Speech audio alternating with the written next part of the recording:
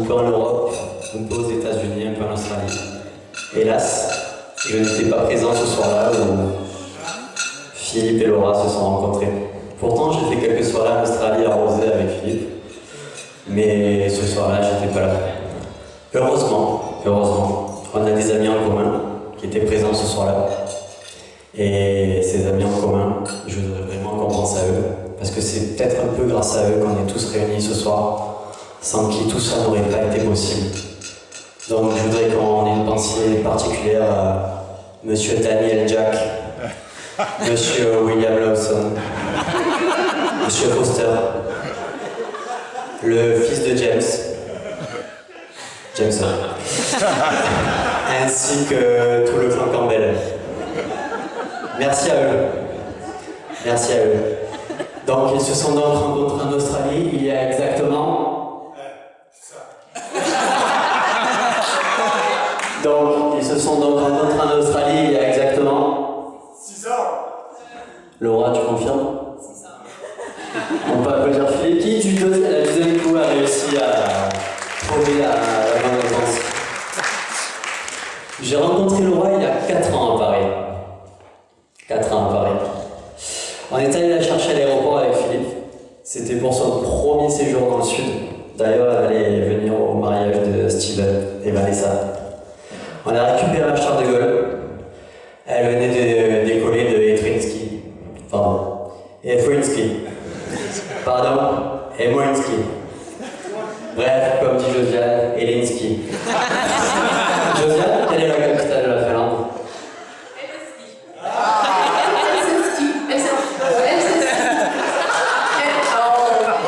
Emoinski. Helsinki. Helsinki, on a connu Josiane.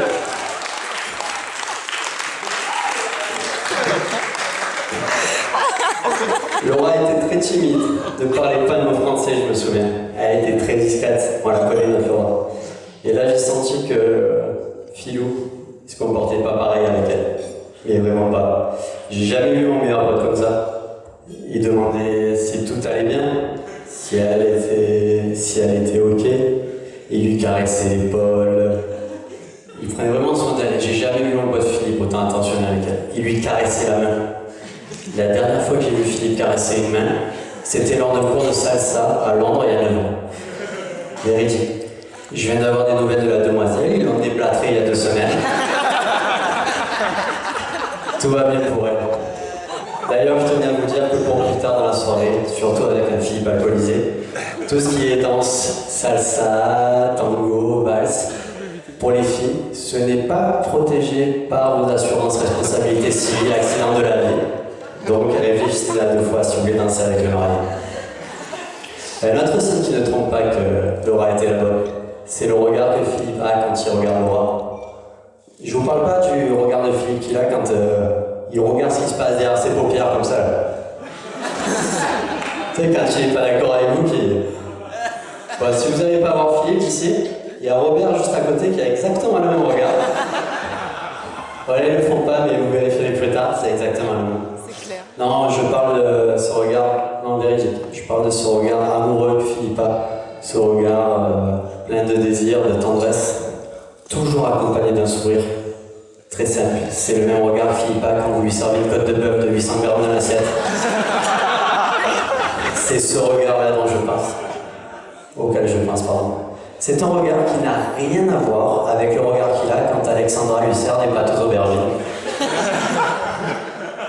Pâtes aux aubergines, une recette constituée de pâtes Et d'aubergine. et d'aubergines. Pas d'huile d'olive, pas de gruyère, on va direct au but quoi. Donc j'ai vraiment compris que Laura était la bonne. C'était à la suite d'une nuit que j'ai passé chez Philippe et Laura à Aix-en-Provence. Ils habitaient un très très grand studio de 35 mètres carrés. Donc ils m'ont gentiment hébergé. Niveau utilité, c'était bien. J'avais un VZ convertible, j'avais pas un futon, puis c'était confort, il n'y avait pas de problème. Après 1h30 de sommeil à moitié profond, j'étais réveillé par les réacteurs dans 747.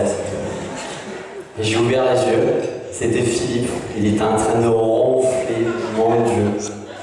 Méchant, Mais fort. J'avais des boules caisses pourtant. J'ai regardé sur la boîte, c'était pas marqué Philippe Prouf. J'ai pas pu dormir. Je regardais un peu, j'arrivais pas à m'endormir, je vous jure. Bon, heureusement, Philippe est bricoleur. Il y avait un pistolet mastic, vous savez, pour les joints de salle de bain. J'ai failli me le foutre dans les oreilles directement. Mais bon, je me suis raisonné. Et pendant ce temps-là, je voyais Laura qui dormait tranquillement à côté des turbines du 747, sans problème. Incroyable. Donc après une longue nuit horrible de 38 minutes, quand je suis venu en heure de sommeil, le lendemain matin, Laura m'a demandé si j'avais bien dormi. Je lui ai dit que non. J'ai dit, Laura, et toi, as-tu bien dormi? Elle m'a dit, ah oui, moi j'ai très bien dormi, il n'y a pas de problème. C'est là que je me suis dit, c'est vraiment la bonne. Je rappelle, ils avaient un studio de 35 mètres carrés. Ils ont dormi 3 ans. 3 ans dans un BZ convertible en 135 cm. C'est vrai ou pas? Alors, je rappelle que quand Philippe dort, il occupe environ 135 cm. Donc, je vous laisse faire le calcul. Donc, c'est là que j'ai compris que Laura était la bonne. Tournez la page. Mais plus sérieusement, Laura, tu es vraiment la fille parfaite pour Philippe. Une vraie perle. Tu fais tellement de choses pour lui, tu es patiente et impassible devant toutes les étourderies de Philippe. Je t'ai jamais vu énervé comme Philippe. Pardon, une fois. Je me souviens, c'était le 17 novembre 2014 à 21h28 et 34 secondes. Je précise les secondes parce qu'à 21h29 c'était terminé. Quand Laura s'énerve, c'est court en général. Laura s'est très vite intégrée et a très rapidement appris le français. Tellement gentille et douce et discrète, je pense que c'est juste impossible de ne pas apprécier Laura. Tes efforts d'intégration t'ont parfois coûté. Je me souviens, le premier été où tu es arrivé, tu as voulu utiliser la même crème solaire que nous. Elle est arrivée l'été. Elle a pris du 20 ou du 30, je crois. La pauvre, elle était comme la robe d'Alexandra. Rouge. Rouge, rouge, rouge.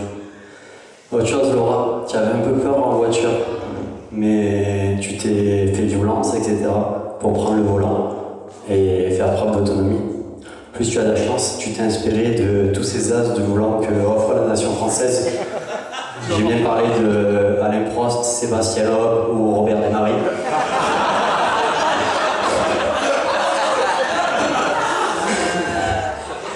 Hélas, tu as pris de Robert Desmarais et non pas de Sébastien Loeb ou Alain Prost. Très rapidement, tu as envoyé la 206 au carrossier familial. On peut appeler ça un carrossier familial pour vraiment intégrer la famille. Autre chose, Laura, et ça, j'ai trouvé ça très très gentil de ta part, afin de ne pas perturber Philippe dans ses habitudes culinaires, tu as décidé de t'aligner sur le niveau de cuisine de ta belle-mère. Ça, c'est beau. Philippe aurait été trop décontenancé, trop déboussolé. Ainsi, peut-être, tu maîtrises le cake aux frites, le gâteau qui lève à l'unilatéral, ou l'agneau de 8 heures cuit en pyrolyse à 800 degrés.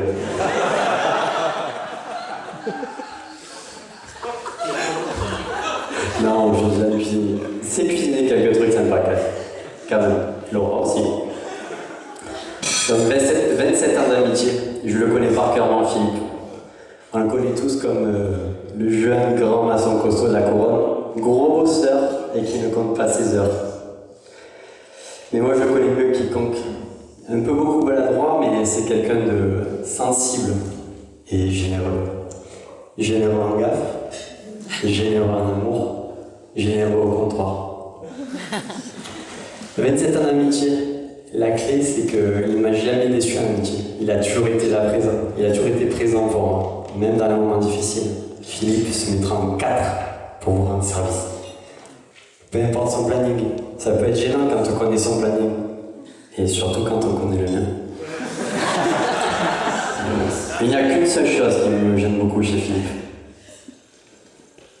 Moi je rêve que ces 27 ans d'amitié se transforment un jour en 60, 70, 80, pourquoi pas 90 ans d'amitié.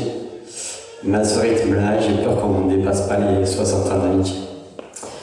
Donc Philou, devant tout le monde, ce soir, tu vas me refaire la promesse que tu as faite à Philippe, devant tout... pardon, tu vas refaire la promesse que tu as faite à Laura, ce soir, devant tout le monde. Cette putain de promesse. Je te donne le micro. Oui, qu'est-ce que j'ai promis? L'année prochaine, on achète 308. L'année prochaine, on achète 308, c'est ça?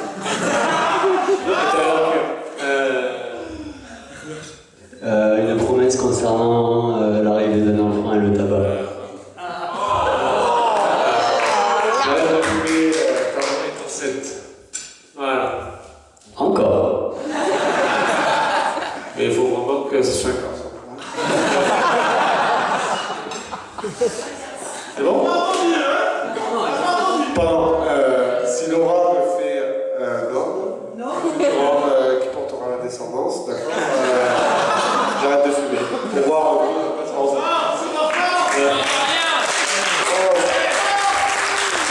Est-ce que vous voulez entendre dire, quand je ne serai pas là, j'arrête de fumer tout simplement? Oui. Oui ou non? Quand je serai pas. J'arrêterai de fumer.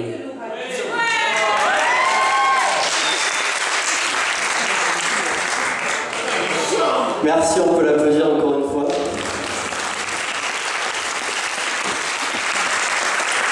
Donc, Philou, tu as plus de 80 témoins sur ta promesse. Tu t'es engagé. Il y en a une quinzaine qui n'ont rien compris, mais c'est pas grave. Laura, merci de rendre temps à Philippe. Je vous souhaite plein de bonnes choses et plein de petites têtes blondes qui courent partout. Plein de petites têtes blondes qui courent partout, pardon. Philippe m'a dit qu'il allait avoir 2 ou 3 paires de jumeaux le plus rapidement possible. Donc, Laura, je compte sur toi. Levez tous vos verres, s'il vous plaît. Pour Laura et Philippe, et applaudissez fort. Je vous